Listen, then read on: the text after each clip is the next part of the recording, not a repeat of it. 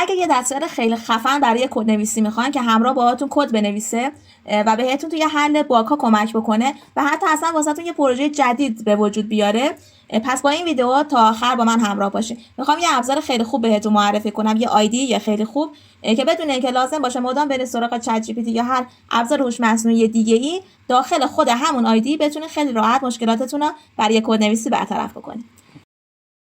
سلام دوستان، نسیم هستم. با این ویدیو میخوام بهتون یه ابزار خیلی خوب آموزش بدم که بتونید خیلی راحت باهاش کد بزنید. چند تا نکته خیلی مهم هست که بهتون میگم تا پایان ویدیو برای استفاده ازش. اول از همه بگم این آیدی اسمش کرسر هست که خیلی شبیه ویژوال استودیو کد هست. پس اگه آشنایی با ویژوال استودیو کد یا ویژوال استودیو یا کلا هر آیدی دیگه قبلا داشته، شباهت فوق العاده زیادی محیطش داره با اونا. اول از همه میرید توی سایت cursor.com برای نصبش. اینجا میتونید دانلود کنید. حالا من ویندوز دارم، برای ویندوز آورده، برای مک یا هر چیزی که میخوام اینجا اضافه میکنه و لینوکس به نسبت سیستم عاملی که روی سیستمتون هست. حالا خب اینا دانلودش میکنید، بازش میکنید، وقتی نصب میکنید یه همچین محیطی واسهتون باز میشه.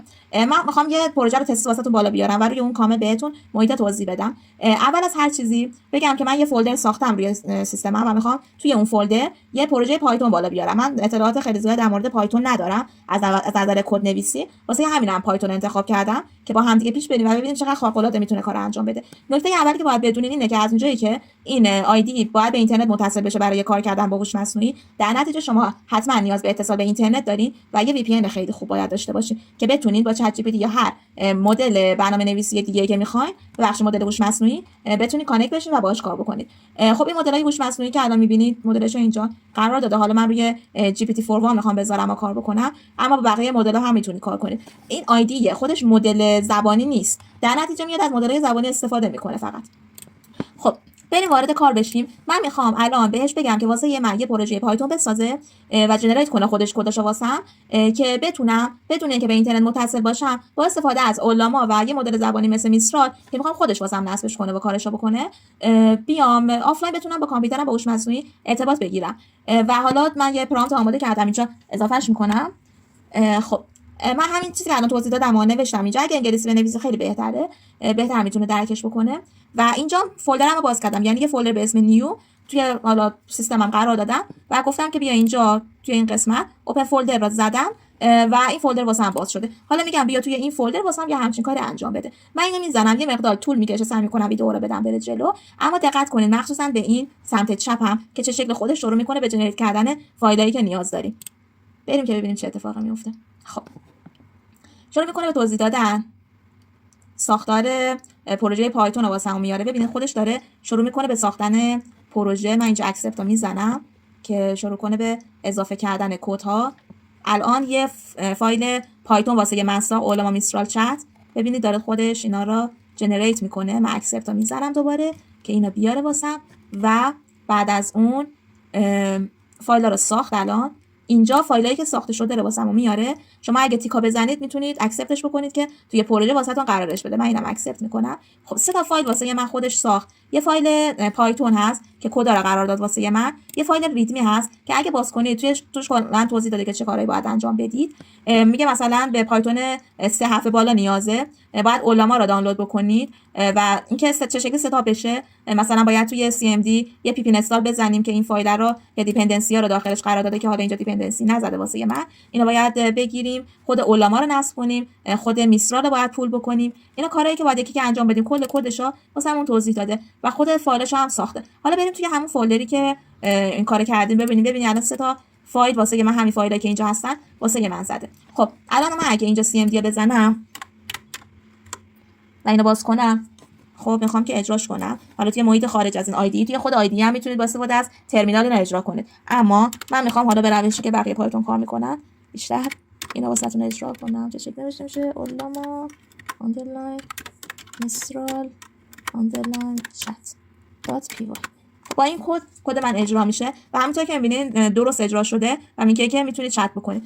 حالا چیزایی که لازم بوده که من نصب بکنم، یعنی فقط این کار لازم نیست که شما برید وارد کار بشید و بتونید صحبت کنید. یه سری چیزایی لازم بوده که من باید نصبش بکنم مثل خود اولاما و غیره. اما خب مهم اینه که کد درست کار میکنه من میتونم ازش استفاده کنم. حالا بذارید من امتحان بکنم ببینم میاد یا اینکه نیاز داره حتما نصب کرده یا نیاز داره نصب کنم. احتمال زیاد داره ایرور میده، اما خب کدی که بهم داده کد اوکی هست. خب حالا تا این میاد نتیجه رو بده من اینا ببرم. آها یه چیزایی داد. خب من یه سری مشکل دارم که حالا باید اونا رو ببینم مشکل دقیقاً چیه، که البته اگه هر اروری که میده رو شما اینجا به خودش بگی توی این چت سمت راست میتونه واسهتون برطرف کنه و میتونه روی اینجا اعمال کنه. من الان علما باز هست. بله الان علما اجراه. من یه نمونه بهتون بگم، مثلا بخوایم با هم دیگه توی روش باگیریش هم چک کنیم. مثلا من حالا اینو بهش میدم، اروری که بهم داده کلا کپی میکنم. این مشکلش توی آی پیشه احتمالاً. حالا این الان کپی کردم و میام بهش میگم I got the error و خود ارورم رو اینجا پیست میکنم. خب چون میکنه به جنریت کردم. حالا ببینیم چیکار میکنه. اوکی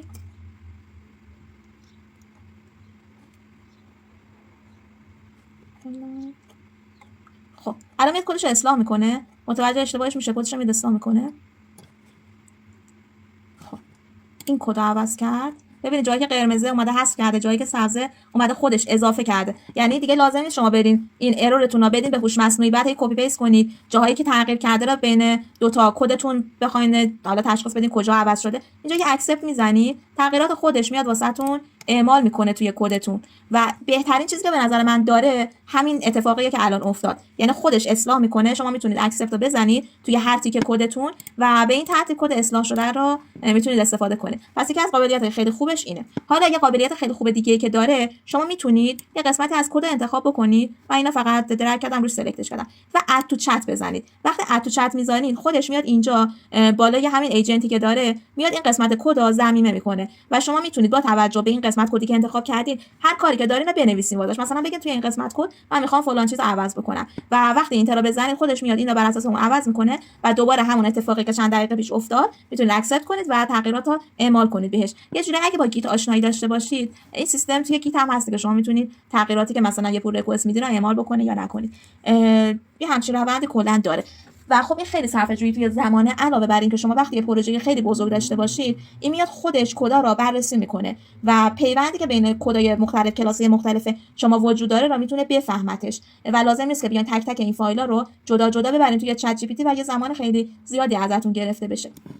پس این از فواید خیلی خوبیه که کرسر داره. البته بهتون بگم باگ های هنوز داره، یعنی هنوز اونقدری بدون باگ اوکی نیست که بگیم حالا قطعا از این استفاده میکنیم خیلی خفنه، اما خیلی راهنما کمک خوبیه توی کارتون. و یه نکته دیگه این که منابع زیادی هم واقعا روی سیستم استفاده میکنه، یعنی اگه سیستمتون حالا متوسط رو به ضعیفه شاید یکم اذیت بشین برای استفاده کردن ازش. البته اینکه حالا من خیلی یکم سیستمم کند شده به خاطر این علامای خیلی آزاردهنده است که الان اینجا دارم ران کردم به خاطر این کد، اون خیلی منابع زیادی میگیره. اما در کل اگه بخوام بگم واقعا برای پروژه‌های پیچیده خیلی خوبه، برای کارهایی مثل اصلاح مثلا باگ‌هایی که بیشتر کدی ان، یعنی باگایی که مثلا بگیم مفهومی باشه، یه بازی بزرگ مثلا داریم میخوام بفهمیم کجا یه چیز خیلی مفهومی داره اتفاق میفته، یکم سخت میفهمتشون حقیقتش. اما باگای کدی، اصلاح پرفورمنس، اصلاح ساختار، اینجور کارا رو خیلی خوب انجام میده. مخصوصا اصلاح معماری رو، مثلا شما معماری کدتون یه کد خیلی به هم ریخته و زشتی بهش میدین، میگین اینا از نظر معماری برای من اوکی کن و واقعا واسهتون درستش میکنه و مشکلات کدتون رو بهتون میگه و اصلاح میکنه واسهتون. پس از این نظر میتونید خیلی بهش اعتماد بکنید.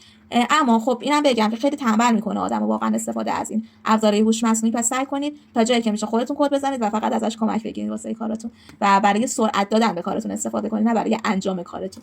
خب این بود توضیحاتی که لازم بود بدم روی کرسر. حالا چیز دیگه ای هم همونطور که گفتم حتما به اینترنت متصل باشید. محدودیت داره، شما میتونید خریداری کنید. اگه محدودیت ها رو میخواین بردارین میتونید خریداری کنید نسخه های پروش را. اینجا اگه ببینید توی سایتش قسمت پرایسینگ داره، میتونید مطالعه کنید. از ماهی 20 تا 40 دلار داریم، میتونید قسمتاشو ببینید که چه چیزایی استفاده دوست دارین بکنید و اینجا خریداری بکنید. برای خریداریش هم خب همونطور که میدونید میتونید از سایت‌های واسط ایرانی استفاده کنید اگه ایران هستید، چون دلاری هستن. اکثر سایت‌هایی که خب هوش مصنوعی اینا میتونید بخرید، باهاشون هم میتونید بخرید و سالیانش هم یه 20% تخفیف روی قیمتاش قرار داده که البته تا اینجایی که من کار کردم نسخه فریش واسم اوکی بوده و لازم نداشتم که حالا پرو رو استفاده کنم، چون من بیشتر برای کارهای کلیدی ازش استفاده کردم، نه اینکه بشینم کلا به عنوان یه آیدی مادر ازش استفاده کنم.